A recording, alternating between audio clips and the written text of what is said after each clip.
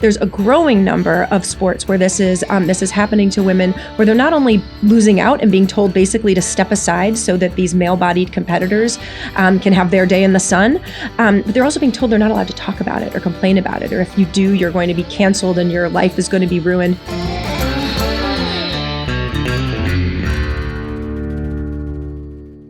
Welcome back to the Kevin Roberts Show. As you know, every week we have a mover and shaker here on this show to talk about the future of America. But in order to talk about the future of America, we also have to talk about the reality of America today. And I guarantee you will enjoy this conversation with this week's guest, a great friend of the Heritage Foundation, Carrie Lukas, president of the Independent Women's Forum. Carrie, thanks for being here. Thanks so much for having me on. You know, I think probably hundreds of thousands of Americans know about Independent Women's Forum and your work. But before we even get into your story and some of the policy work that you and Heritage are working on together, tell us about IWF. Sure. We're excited. We're celebrating our 30th year. And we were founded in the wake of the Clarence Thomas hearings, where there was a lot of women who looked at who was being presented as speaking for women on TV and said, that's not for me. So Independent Women's Forum was founded to give women a voice, women who are mainstream Americans who reject leftist feminism and believe in limited government, economic liberty, and personal freedom. So we do talk about policy, both how it affects women, but then also talk to women about public policies. No, it's crucial. And I've, of course, heard about your work for many years, even before arriving here at Heritage myself. And as I'd like to start with most of our guests, both for my benefit, but also for the benefit of the audience. And this is the Southerner in me coming out. What's your story? I mean, here you are leading this organization, which is influential, not just in terms of policy, but I would argue also socially and culturally. We'll get into that. Yep. What I like to call kind of the sidewalk level of doing policy. But of course, it's really important to understand who you are and what your personal and professional journey was to this point. Well, thank you. Yeah, you know, it's funny because I graduated from college not knowing what I was interested in. I was an English major and was banging around in New York, working at an ad agency, and not very happy with my career choice at that time. And then I read Ayn Rand, and I don't know if many people's some people's stories start with that in the movement, and I was totally struck by it, and ended up moving to Washington, D.C., kind of, crawling up to the Cato Institute to try to get a job. And I was very fortunate that Cato was used to dealing with such people. And I got a job there as a junior. In the beginning, I was, it was still an era where we were making physical copies and making coffee, and I was, helping edit things. But I worked up from there and became a policy analyst. And since then, I've just loved politics and public policy. So I went back and got a master's and worked on the Hill for a couple of years.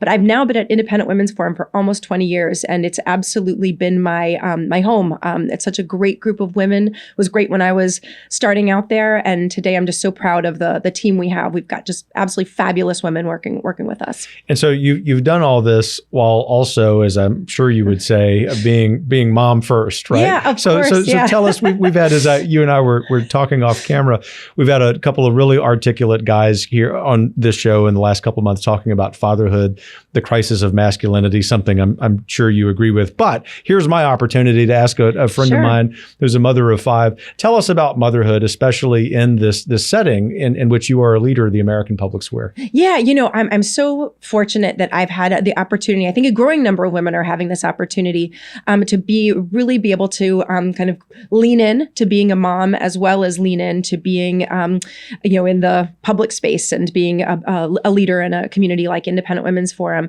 But I became a mom. My oldest just turned 17. So I had only been at IWF for a couple years when I was going to have my first baby. And I asked the leadership there, I said, mostly at that point, I was really a writer and a policy person. And I said, I wanted to stay home.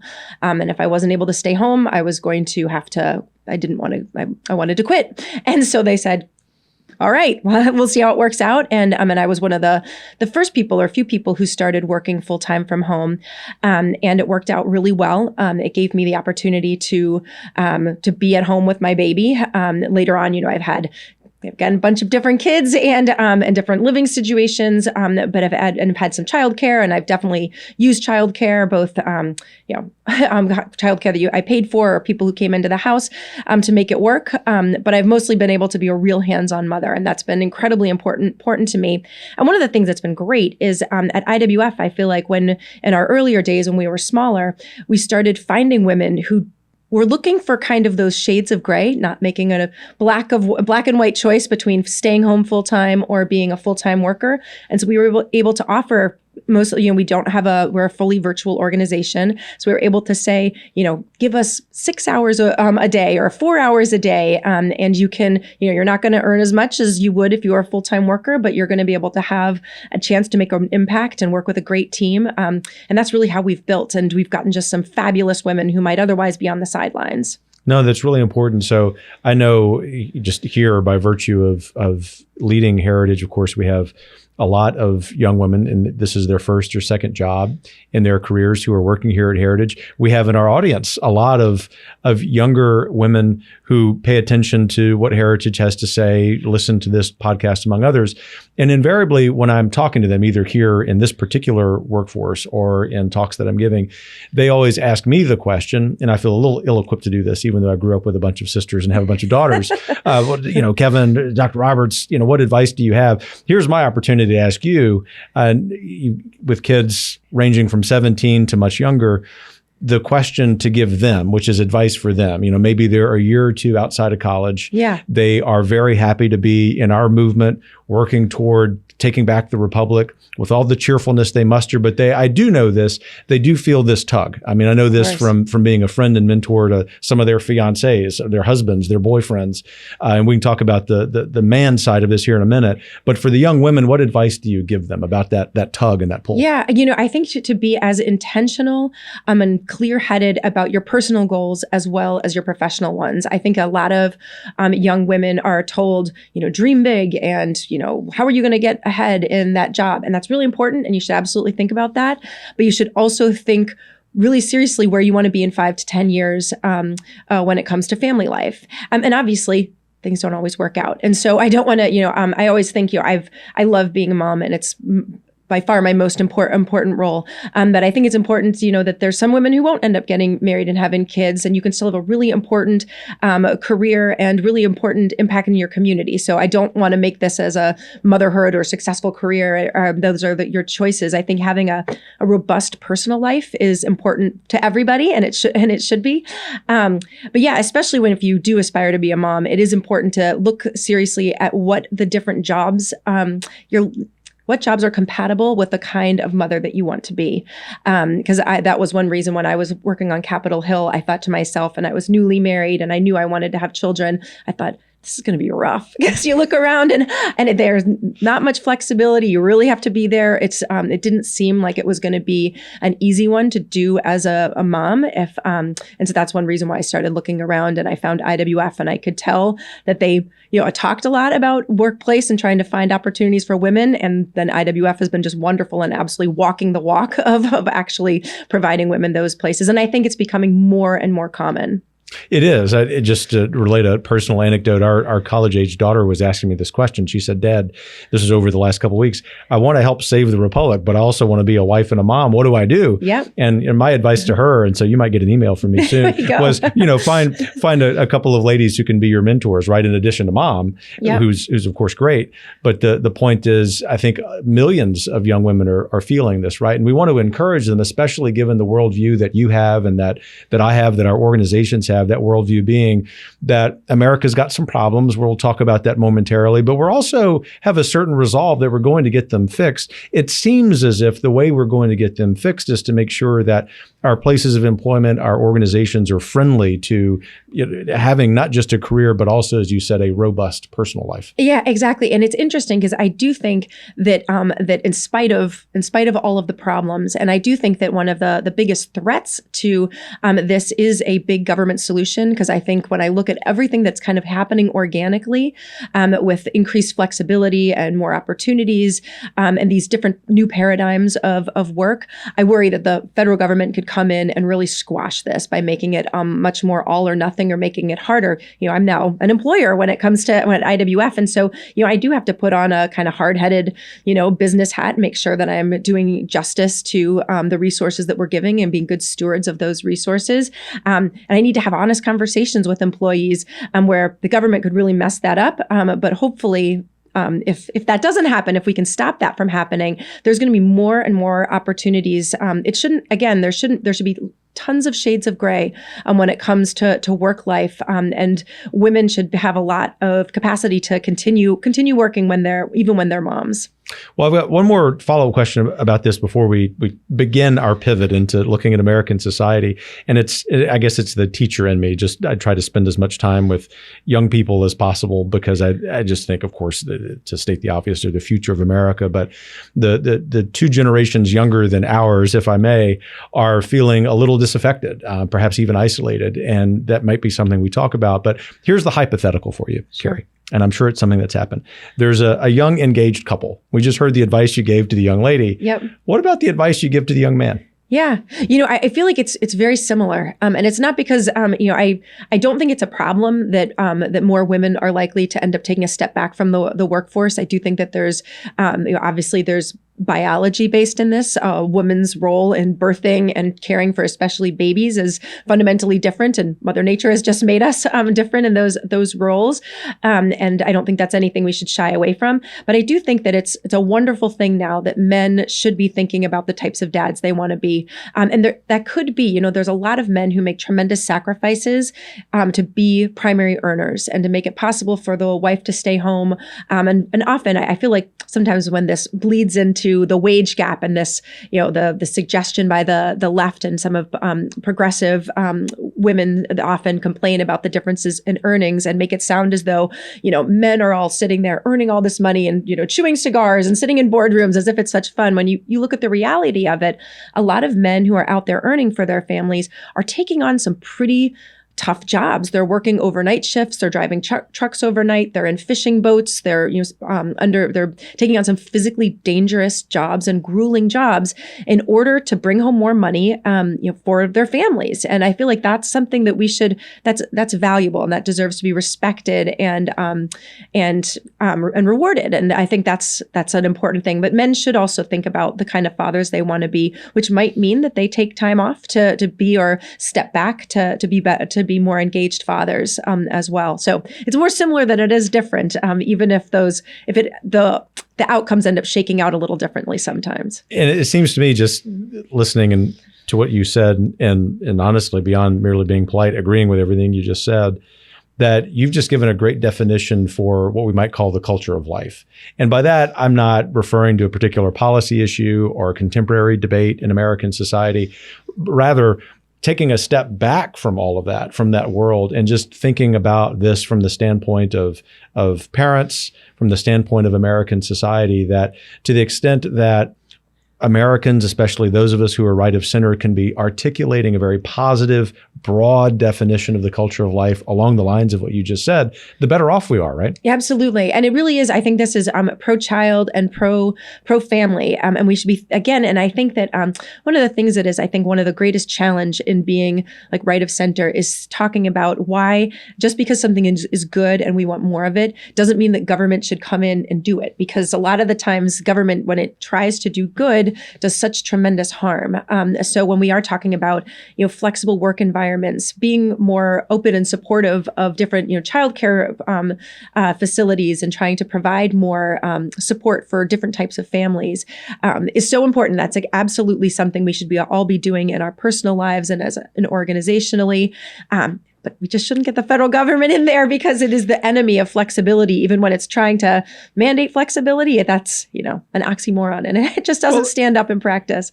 And we didn't talk about this before, although we don't script the show. I mean, This really is just informal conversation. So I don't know where you stand on this, but it seems as if one of the lessons of the last couple of years with the COVID shutdowns, but put the disease off to the side. But I'm just talking about the government response to it, it underscores the point you just made, right? Yeah. Humility. The government should have a lot There's of humility. a novel concept, Exactly. Yeah.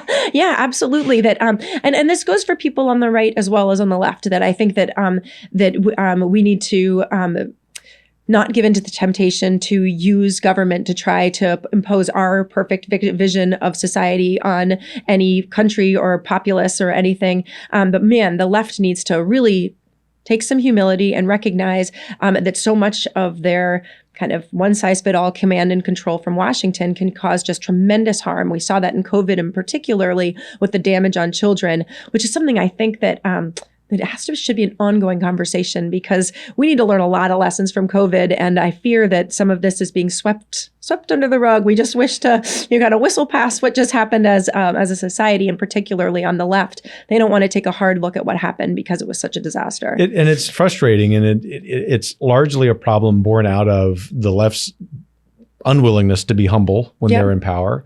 But it's also one, I don't mean this to be a partisan comment, because there are right of center governors and policymakers who are wrongheaded about this as well. Yeah. And I can say as an educator, beginning to see the data, it's just objective data, including by some government agencies, about the decline in educational achievement over the last couple of years.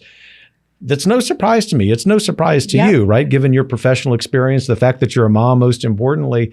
And yet, as you said, the policymakers just want us to whistle past this and not learn our lessons. A humble people, a humble society, a group of humble policymakers would say, we're going to put politics off to the side and we're just going to say we need to learn some lessons. But that's not happening. Yeah, it's absolutely not happening. I even think that it's one of those things that when you look at especially the federal level, and really what happened across COVID is just how much the children were given they were the last priority. And, of course, we want to honor our parents and older generations. I'm now creeping into becoming one of those older generations. Notice you said that, I didn't. Exactly. but I'm a Gen Xer and we're getting up there now. But my goodness, when we look at the focus and how we really shut down society and shut down, sacrificed kids' mental health and educational, not just education, but their ability to form speech and emotional health and all of those things to protect the elderly. And I know my parents, who are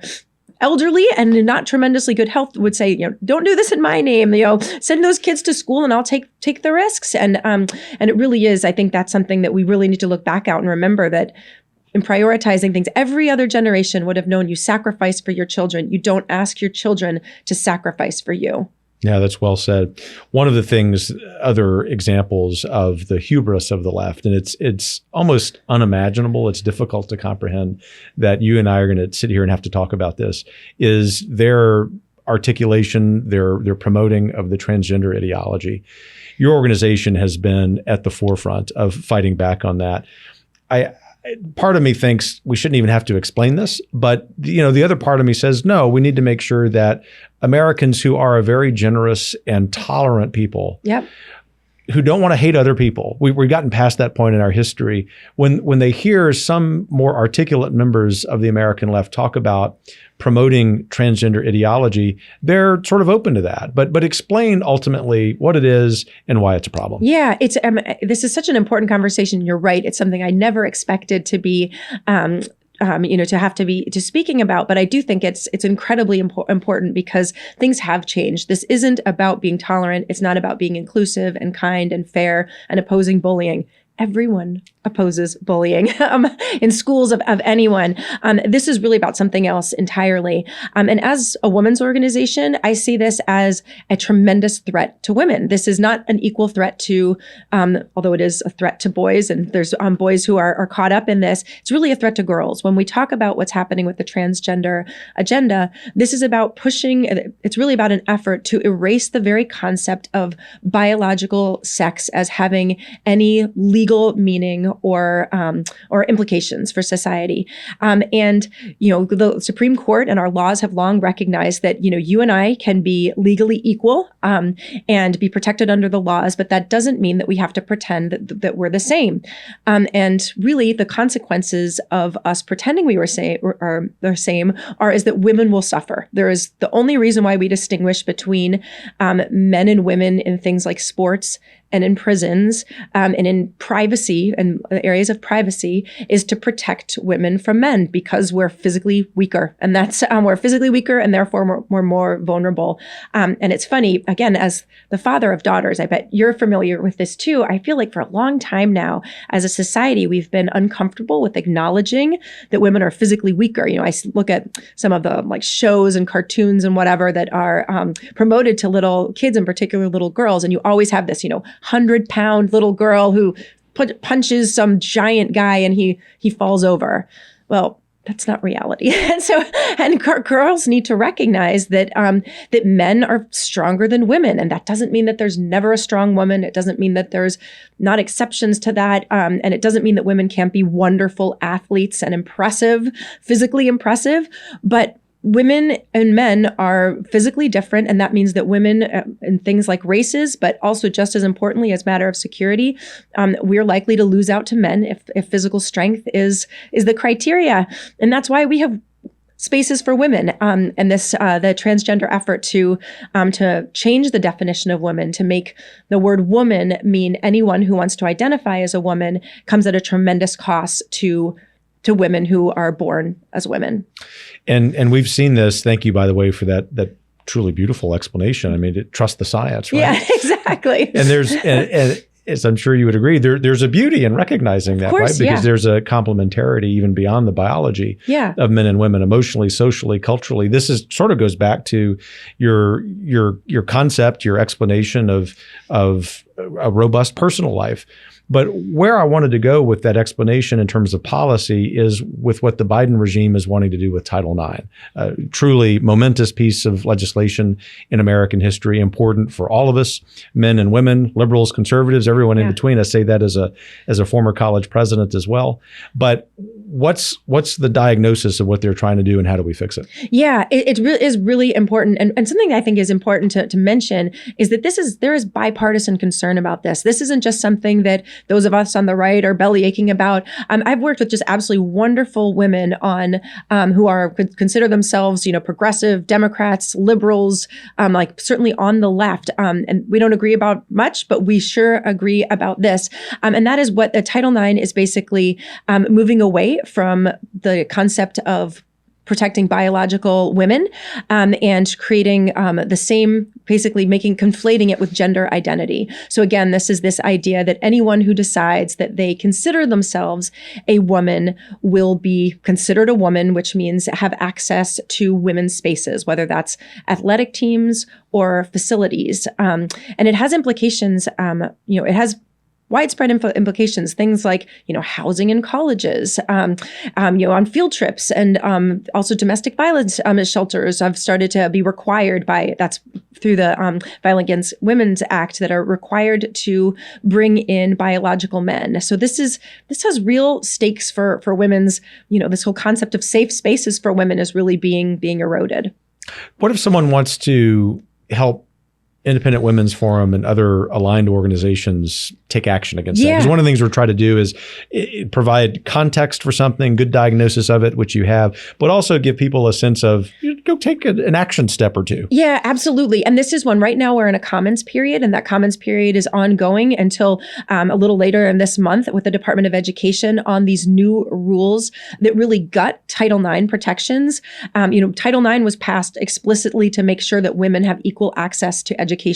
We are now turning that on its head and are about to really throw out those protections with this new guidance. So people can come to actually Independent Women's Voice, which is our 501c4, which has the ability to file comments and make we've got some draft so people can see the types of concerns that we're trying to express, but they can make it their own and share their own experience. So please come to iwv.org and you can see that. And this is no sort of abstract concept. I mean, this rulemaking process, which I was largely ignorant of until a year or so ago, is really important. Unfortunately, it's the most common way that the federal government makes law, which is for the executive branch to do this. Another problem we could talk about. To talk about yet another thing you were an expert on before I even knew about.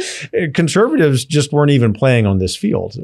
Yeah, but we are now. We are now, exactly, and it is one of those things that that it's unfortunate that so much of what ends up the rules that end up governing our life are not decided in Congress where they should be, where at least we could be bothering our members of Congress, and they're supposed to have to listen to us, or they're going to be held accountable at least every 2 years in the House, but where this is agencies that make these sweeping laws, and sometimes are sweeping rules that then have the impact of laws. And what I think about what's happening now is really about a gutting of language.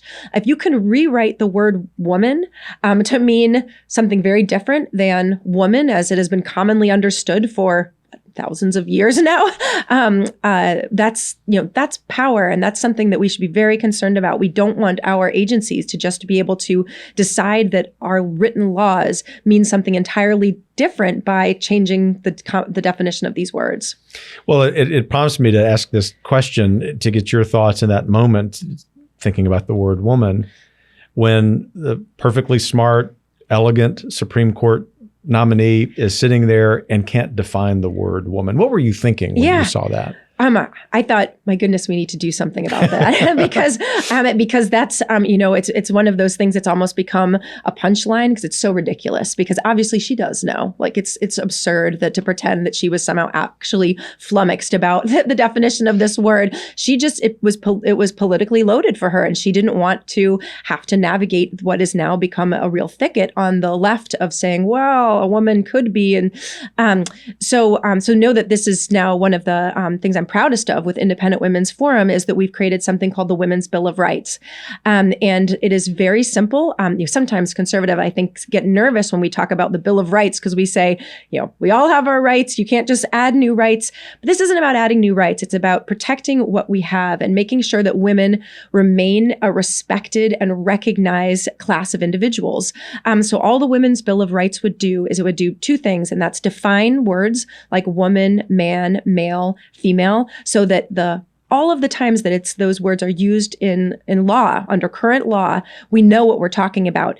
Just in the Violence Against Women Act alone, the word woman is used hundreds of times. It's really important we know what we're talking about for that. And the other thing that the Women's Bill of Rights does is basically codifies this idea that there are times when separate facilities is not discrimination. It's actually necessary for women's equality. And again, this is talking about women's prisons. It's talking about things like locker rooms, bathrooms, and of course, athletics, where to be equal, women need to have a separate space. So let me ask you a devil's advocate question. Sure. And it really is just that. Let's say, and I've actually seen this kind of rhetoric on social media by somewhat thoughtful people, it seems. They say, oh, all of this talk about the Title IX issues, transgender ideology, this is just conservatives making a mountain out of a molehill. What's your response to that? Yeah. We see example after example when it comes to just women's sports. I think everybody saw, and it was very kind of famous, this Leah Thomas, who was the biological male who ended up swimming and really dominating the NCAA swimming season last year. And people think, oh, but that was just one example. Well, we recently had a rally to defend Title IX, where we invited. It ended up being, dozens of female athletes who had a similar story and were told not only were they losing out to biological men in sports like skating, wrestling, track and field, like the fighting sports like karate and versions of that I don't know their names, but all volleyball, track and field. There's a growing number of sports where this is happening to women, where they're not only losing out and being told basically to step aside so that these male-bodied competitors can have their day in the sun, but they're also being told they're not allowed to talk about it or complain about it, or if you do, you're going to be canceled and your life is going to be ruined. Which was really, I think, the most disturbing aspect of what happened at UPenn and with the swimming situation was that the fellow teammates who were concerned were told if they spoke out about it, they were going to be off the team. They weren't allowed to speak out about it. They had to share a locker room with this, fully intact biological male. So these are 18-year-old girls who are having to change swimsuits and shower with a biological male. It's that's just not okay. As the mother of I've got 3 daughters. I know you've got daughters. That's not okay. And everybody should recognize this isn't okay. And we can want Leah Thomas to be included and be treated with kindness and have the opportunity to live a full and flourishing life. But that shouldn't mean that you have to sacrifice the dignity, the security, and the comfort of all women. That these women were asked to make room for him, or for this this biological male, and nothing was asked of this person, of Leah Thomas, to make room for these women. It burns me up. And so I get very passionate about this because, well, as you should, right? Yeah, it's just infuriating. And to your point, it's nothing against Leah Thomas or anyone else with that cross to bear. Yeah. It is a comment that we have conflated 2 things. One, the very noble and beautiful American spirit of trying to treat everyone in kindness. Yeah. And yet the other good, which is making sure that we're protecting just decency and privacy, right? Something that is so common sense, it's burning you up, and you're one of the most eminently reasonable people I know. Thank you. And I do think that the other thing that is that we haven't talked about as much yet is kind of what's happening beyond. There's obviously cases where people are have gender dysphoria, and we should be trying to think about how to help them, make sure that they have, the space to be included in society. But then we need to think about what's happening now in schools when it comes to the gender ideology that's being pushed on kids. And I do say pushed on kids, and I don't use that term lightly, because this isn't just about, sex ed teaching you about, different lifestyles and whatever as you get into high school, and when most people would think that that's something that children should be aware of. This is about really encouraging young children to question whether or not they are comfortable in their biological sex. And the thing is that I think for most people, this doesn't occur to them. This isn't something that occurs to most people, other than people of really serious situations, and we need to respect those people. But right now, you see an absolute explosion in the number of young children who consider themselves, non-gender conforming, and this is a serious thing. I mean, once you decide you're not gender conforming, if you're moved into the medical world with this has serious implications, with kids being put on cross-sex hormones, and then really changing the trajectory of their lives, which can end in medical interventions that end in sterilization. Again, as a mom with some still pretty small kids, I feel like it's pretty crazy to be encouraging my children to question this. And then if they do question it, especially as it becomes more of a social contagion among girls in the preteen, to then take it, to not recognize it for what it is. And that's probably, for the overwhelming majority, a phase that we need to treat with respect. But my goodness, not start giving them drugs, which we just don't know how it's going to impact them years down the road. So I think that it's a weird moment that we have right now, and I think parents should be very aware and of the forces that are like what's being told to their kids and the implications of it. Because I worry we're going to look back in 10 years and think, wow, what did we do to this generation of children? That's so true. And it's aided and abetted by all of social media. Yep. Oh, absolutely. In particular, Instagram and TikTok, but all of it. Yep. And ought to make us wary as parents, but even for people listening who aren't parents, we need to be wary as Americans. Yeah. As humans of that. But it's also tragic. I mean, here at Heritage, a couple of my colleagues have written eloquently and very charitably about the tragedy of people with gender dysphoria who were tracked into some of that so-called medical treatment. I won't give it any credence by calling it medical treatment. Yeah. Because of suicide rates. And it's tragic. And it's, of course, accentuating the feeling of despair and disaffectedness and loneliness that younger Americans are feeling anyway, aggravated by COVID shutdowns. All of that is very sort of pessimistic, which is not how I want to conclude our conversation, because you're so cheerful, and those of us at Heritage are known as cheerful warriors as well. So I want to conclude with 2 sort of forward-looking questions, although I'm very grateful we had the opportunity to just be real about that issue. The first of the last 2 questions, Carrie, is I give you a magic wand, and it's a policy magic wand. Yep. Over the next 3 years, What do you change in federal policy, state policy? But it's a magic wand, so you could change something socially and culturally gosh, too. See if your kids and husband will do this for you tonight. Yeah, this is that's a wonderful question. I think that right now my head is so at the schools, and I do think that that a tremendous one big thing that would have such huge implications is if we were able to loosen control of resources away from government, from policymakers at all level, and give it to parents. If we are spending on average, it's something $15,000 or so at the K through 12 level, depending on where you are around the country, if we were able to move that and put it in parents' hands, we would have an entirely different education system. And it's funny because I think sometimes, people think, oh, that's crazy, but it shouldn't be. My goodness, can you imagine how wonderful it would be? And not just for conservative parents to be able to have schools that reflect our values. I don't know that I would be pushing my kids into one that was, fully conservative. There's a lot of different paradigms of education that we'd have this flourishing of different, different opportunities. And it would be so wonderful. And I think we would have a move away from some of the concerning things.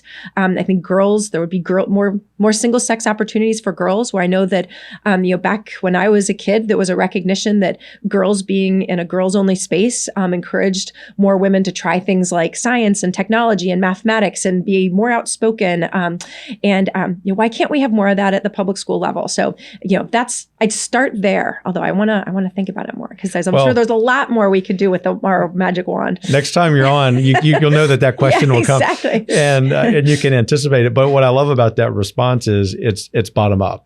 Some people gravitate to, and it's fine. Yeah. They want to change some federal policy, but you recognize that our ultimate aim is flourishing. It's self-governance. We can still trust Americans to do that if we could just get government out of the way, right? Yep. Last question, sort of piggybacking on that, is a question about optimism. And I may just note, sitting here with you for the time we've had together, that you're cheerful, you're sober about the challenges we're facing. But what is it that, in spite of all the challenges we're facing and the reality at the schools and the federal policies with Title IX, caused you to be optimistic when you woke up this morning? Yeah, gosh. And I am much more optimistic than I am pessimistic. So this isn't a stretch. I feel like we are at a real turning point. I think we're at a moment in American history where things are about to get a lot better.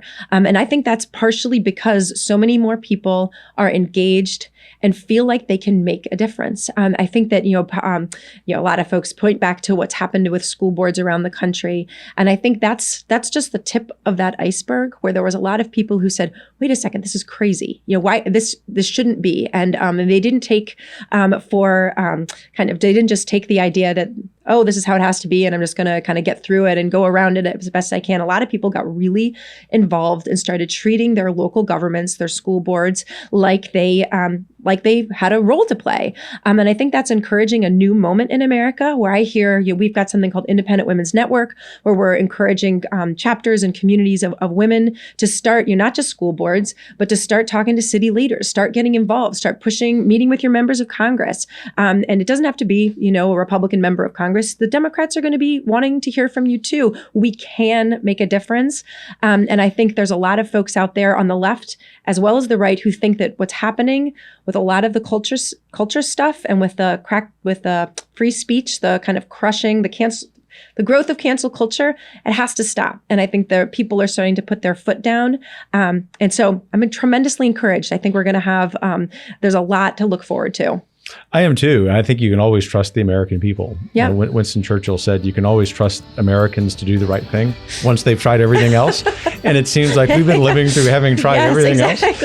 Yeah. Well, Carrie Lukas of Independent Women's Forum, thanks so much for what you do. And thanks so much for spending time with me today. Well, this has been such fun. Thanks for having me on and for all your support. You bet. Well, I hope you enjoyed that conversation as much as I did. Obviously, you know that the work that Independent Women's Forum does is crucial.